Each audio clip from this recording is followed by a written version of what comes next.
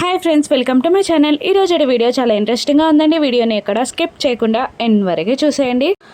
ధాత్రి యువరాజ్ గురించి ఆలోచిస్తూ ఉంటుంది. 1000 కోట్ల ఆస్తి, పరువు, ప్రతిష్ట, పరుపతి అన్నీ ఉన్నాక కూడా ఈ ఇంటికి ఒకే ఒక్క వారసుడైన యువరాజ్ మాత్రం ఆ మీనంతో ఎందుకు చేతులు కలిపినట్టు అని మీనన్ చేసిన అక్రమాల గురించి, అందులో యువరాజ్ పార్టిసిపేట్ చేసిన అన్ని వ్యాపారాల గురించి ఆలోచిస్తూ డల్గా ఉంటుంది ధాత్రి. ఇక అప్పుడే కేదార్ అక్కడికి ఒక మిర్రర్ ట్రిమ్మర్తో అక్కడికి వచ్చి కూర్చొని ధాత్రి అని పిలుస్తున్నా కూడా ధాత్రి మాత్రం మాట్లాడకుండా మూడిగా కేదార్ని ఒక్కసారి చూసి సైలెంట్ అయిపోతుంది. ఇక మళ్ళీ కేదార్ లోపలికి వెళ్ళి ఏదో గిఫ్ట్ తీసుకొని వచ్చి ధాత్రి ఇదిగో అని అంటూ ధాత్రి చేతికి కేదార్ ఆ గిఫ్ట్ని అందిస్తాడు. ఇక ధాత్రి ఆ గిఫ్ట్ బాక్స్ని పట్టుకొని ఒక్కసారి ఊపి నవ్వేస్తుంది. ఇక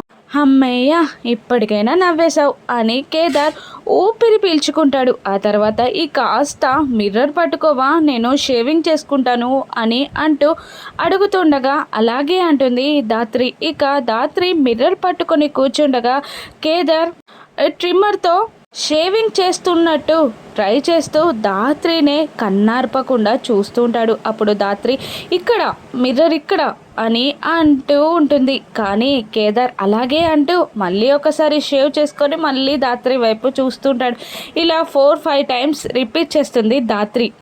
ఏంటి కేదార్ ఎన్నిసార్లు చెప్పినా మారో, మిర్రర్ అక్కడుంది అంటే నన్ను చూస్తున్నావేంటి అని ధాత్రి అడుగుతుండగా ఆ మిర్రర్ పైన అందమైన భార్య ఉన్నప్పుడు మిర్రర్లోకి చూడాలని ఎవరికి మాత్రం అనిపిస్తుంది అని అంటుండగా నువ్వు మారో అని ధాత్రి అనేస్తుంది. ఇక ధాత్రి కోపాన్ని గమనించిన కేదార్ ఆ మిర్రర్ని తీసుకొని ధాత్రికి ఆపోజిట్ డైరెక్షన్లో తిరిగి ఆ మిర్రర్లో ధాత్రి కనపడేలా చేసుకొని ఒక కిస్ ఇవ్వబోతాడు. ఇక కేదార్ చేస్తున్న పని అర్థమై ఇక కేదార్ తలపై ఒక్క మొట్టికాయ వేసి అక్కడ నుండి పారిపోతుంది. మిర్రర్లో ధాత్రి కనబడకుండా. ధాత్రి మిర్రర్లో కూడానా అని అంటూ ఇక ధాత్రిని పట్టుకోవడానికి హడావుడిగా కిందికి పరిగెత్తుకుంటూ వచ్చేస్తుంటారు. ఇక కేదార్ నుండి తప్పించుకోవడానికి ధాత్రి కూడా పరుగు పెడుతూ ఉంటుంది. అలా వాళ్ళిద్దరూ తగువులాడుకుంటూ కిందికి వస్తూ ఉండగా ఇక హాల్ని చూసి అందరూ షాక్ అవుతారు. ఇక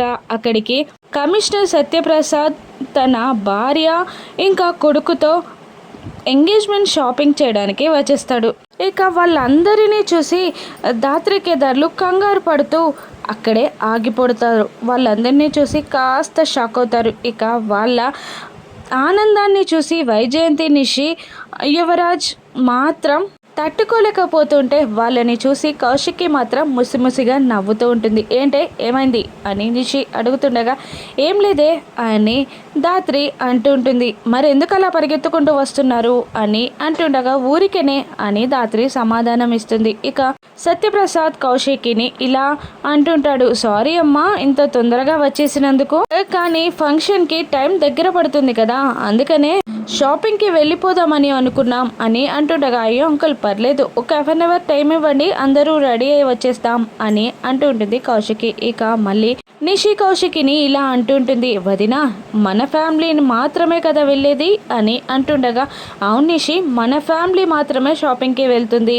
అని కౌశికి కూడా అనేస్తుంది. అప్పుడు నిషి ధాత్రిని విన్నావా ధాత్రి, మా ఫ్యామిలీ మాత్రమే షాపింగ్కి వెళ్తుంది, మీరిద్దరూ ఇంట్లో ఉండి మా భోజనానికి ఏర్పాట్లు చేయండి అని నిషి అనేస్తుంది. ధాత్రి కేదార్లు అవమానంగా ఫీల్ అవుతూ ఉండగా ఇక యువరాజ్, వైజయంతి, కమలాకర్ మాత్రం ముసిముసిగా నవ్వుకుంటూ ఉంటారు. ఇక కౌశికి మళ్ళీ నిషిని ఇలా అంటుంటుంది, ధాత్రి కేదార్ను మన ఫ్యామిలీ నుండి వేరు చేయొద్దని నీకు ఎన్నిసార్లు చెప్పాను నిషి అని కౌశికి గట్టిగా మాట్లాడుతుండగా ఇక వైజయంతి కూడా అంతే ఫోర్స్తో మీకు కూడా అన్నిసార్లు చెప్పా మమ్మీ వాళ్ళని మన ఫ్యామిలీలో కలపొద్దని అని అనేస్తుంది. ఇక అది కాదు పిన్ని అని కౌశికి ఏదో చెప్పబోతుండగా యువరాజ్ మధ్యలో లేచి ఇలా అంటుంటాడు, అక్క వాళ్ళు నీకు దగ్గరైతే నువ్వు చూసుకో, నీ ఫంక్షన్స్లో పార్టిసిపేట్ చేయనివ్వు, కానీ ఇది మా చెల్లి ఫంక్షన్, మా ఇంట్లో ఫంక్షన్ కాబట్టి వాళ్ళు రావడానికి వీల్లేదు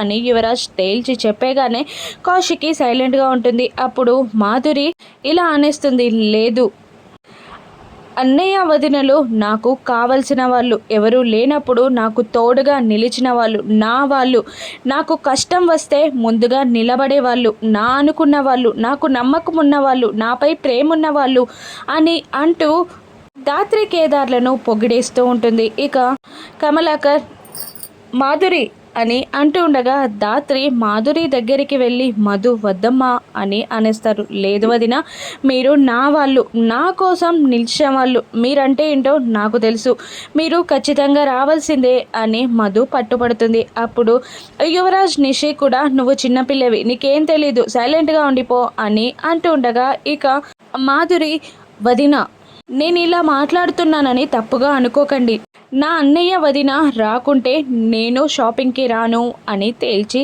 తెగేసి చెప్పేస్తుంది. ఇక దాంతో అందరూ సైలెంట్ అయిపోతారు. ఇక కమిషనర్ సత్యప్రసాద్ కూడా కాస్త అసహనంగా ఫీల్ అవుతూ ఉంటాడు. ఇక కౌశికి మీరు వెళ్ళి రెడీ అవ్వండి అని అనగానే ఇక మాధురి వైపు థ్యాంక్ యూ అన్నట్టు ధాత్రి కేదార్లు ఒక్క చూపు చూసి పైకి వెళ్ళిపోతారు రెడీ అవ్వడానికి. ఇక సుధాకర్ సత్యప్రసాద్కి సారీరా ఏదో చిన్న గొడవలు అని అంటుండగా పర్లేదురా మేము వెయిట్ చేస్తాం అని అంటూ ఉంటాడు అతను. ఇక అందరూ రెడీ అయి వచ్చేస్తూ ఉంటారు. కౌశిక్కి సుధాకర్ ఫస్ట్గా వస్తారు, వెళ్దామా అని అంటుండగా పర్లేదురా అందరినీ రానివ్వు అని అంటుంటాడు కమిషనర్ సత్యప్రసాద్. ఇక మరోవైపు కేదార్ అద్దం ముందు నానా తిప్పలు పడుతూ ఉంటాడు ఆ హెయిర్ని సెట్ చేసుకోవడానికి. ఎన్ని స్టైల్స్లో దువ్వినా కూడా కేదార్కి తన హెయిర్ స్టైలిష్గా కానీ సెట్ అయినట్టు కానీ అనిపించదు. ఇక ధాత్రి చక్కగా రెడీ అక్కడ నిలబడి ఏంటి కేదార్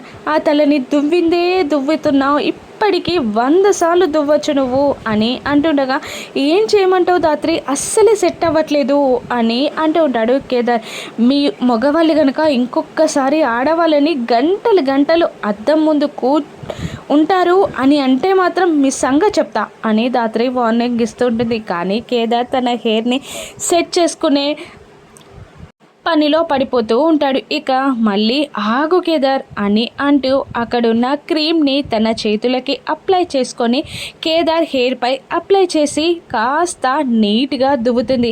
ఓకేనా అని అంటుండగా ధాత్రి వైపు ప్రేమగా చూస్తాడు కేదార్. ఇక షర్ట్ బటన్ని పెడుతుండగా మైమర్చిపోయి కేదార్ ధాత్రి వైపే చూస్తుంటాడు. పర్ఫెక్ట్ వెళ్దామా అని అంటూ ఉంటుంది ధాత్రి. అలాగే అని అంటూ వాళ్ళిద్దరూ రూమ్ నుండి బయటికి రాబోతూ ఉంటారు. ఇక యువరాజ్ నువ్వేం ఫీల్ అవ్వకు నిషి, వాళ్ళ స్థాయి ఏంటో నేను షాపింగ్ మాల్లో తెలియజేస్తాను పదా అని ఫోన్ రాగానే యువరాజ్ బయటికి వెళ్ళిపోతాడు. ఇక నిషి ఆలోచిస్తూ బయటికి వస్తుంటుంది. అప్పుడే సూర్య అదే సత్యప్రసాద్ కొడుకు మాధురికి కాబోయే భర్త వాష్రూమ్ ఎక్కడ ఆంటీ అనగానే పైన అని చెప్తుంది మా వైజయంతి. నేను వెళ్తాను ఆంటీ మీరు ఉండండి అని మాధురి రూమ్ ఎక్కడ అని వెతుక్కుంటూ పైకి వెళ్తున్న సూర్యాని చూసి నిషి ఆలోచిస్తూ ఉంటుంది. ఇక ఫోన్లో మాట్లాడుతున్నట్టు యాక్టింగ్ చేస్తూ సూర్యకి వినబడేలా మాట్లాడుతూ ఉంటుంది నిషి. అవునే ఆ విషయంలో మా మాధురి తప్పేమీ లేదు, వాడే వెంటపడ్డాడు, ప్రేమించాను అన్నాడు. ఇక మా మాధురి ఒక మర్డర్ కేసులో ఇరుక్కునేలా కూడా చేశాడు. కానీ మా వదినకున్న ఇన్ఫ్లుయెన్స్తో మాధురి పైన మచ్చపడకుండా తన పరువు పోకుండా న్యూస్ ఛానల్ వాళ్ళకి తెలియకుండా ఆపింది. కానీ ఇద్దరు వయసులో ఉన్నవాళ్ళు ఏం చేశారో మనకేం తెలిసే, అయినా చేసుకునే వానికే అవసరం లేనప్పుడు మనకెందుకు అని నిషి సూర్య వినబడేలా మాట్లాడి కాల్ కట్ చేస్తుంది. ఇక ఆ మాటలతో సూర్య రెచ్చిపోయి మాధురి రూమ్ ఎక్కడ అని వెతుక్కుంటూ మాధురి రూమ్కి వచ్చేస్తాడు. ఇక మాధురి చక్కగా రెడీ అయి పర్ఫ్యూమ్ కూడా కొట్టుకుంటూ ఉంటుంది. ఇక అక్కడ సూర్యని చూసి టెన్షన్ పడుతూ ఉంటుంది. మీరేంటి ఇక్కడ అని అడుగుతుండగా నీతో కాస్త పర్సనల్గా మాట్లాడడానికి వచ్చాను అని అంటూ ఉంటాడు సూర్య. ఇక పదండి హాల్లోకి వెళ్ళి మాట్లాడుకుందాం అని అంటూ ఉంటుంది మధు. ఇక లేదు ఇక్కడే నీతో పర్సనల్గా మాట్లాడాలి అని అంటూ చెయ్యి పట్టుకుంటాడు సూర్య. ఏంటి ఇలా పట్టేసుకున్నారు, వదిలేండి అని అంటుండగా అయ్యో కాబోయే వాన్నే కదా, చెయ్యి పట్టుకుంటే తప్పేముంది అని అంటూ ఉంటాడు సూర్య. ఇక గట్టిగా విదిలించుకుంటుంది మాధురి. అయినా సూర్య వదలకుండా మళ్ళీ గట్టిగా పట్టుకుంటాడు. ఏంటి నాకు ఇబ్బందిగా ఉంది, వదలండి అని మధు అరుస్తుండగా ఇక ఏంటి ఫ్రెండ్సే పట్టుకోవాలా చెయ్యి, కాబోయేవాడు పట్టుకోకూడదా? అయినా కాలేజ్లో ఎవరితోనో తిరిగావంట కదా, ఇక్కడ బయట పిచ్చి పిచ్చిగా ఉంది టాక్ అని అంటూ ఉండగా ఇక తన చెయ్యిని వదిలించుకోపోతూ సూర్య చెంప మీద నుండి లాగిపెట్టి మాధురి చెయ్యి తగులుతుంది. ఇక దాన్ని అవమానంగా ఫీల్ అయి కిందికి సూర్య వచ్చేసి ఈ పెళ్ళి నాకు చేసుకోవడం ఇష్టం లేదు నానా అని అనేస్తాడు. ఇక దాంతో అందరూ షాక్ అవుతూ ఉంటారు. ఇక మాధురి కూడా టెన్షన్ పడుతూ కిందికి వచ్చేస్తుంది.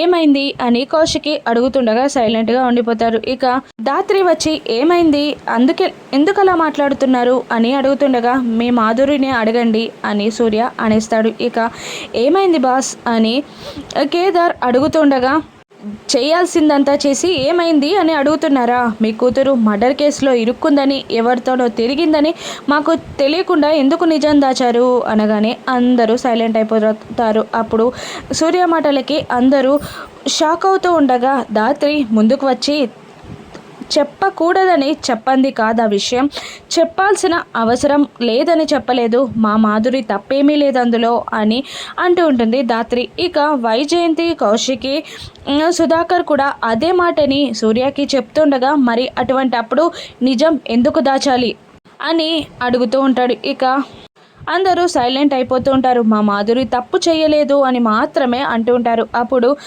సత్యప్రసాద్ ముందుకు వచ్చి మాధురి తప్పు చేయలేదని ఇంతమంది అంటున్నారు కదా, నీకేంట్రా ప్రాబ్లం అని సత్యప్రసాద్ అనగానే లేదు మాధురి ఏ తప్పు చేయలేదని నాకు సాక్ష్యాధారాలతో రుజువు చేయాలి అని అంటుండగా అందరూ షాక్ అవుతూ ఉంటారు.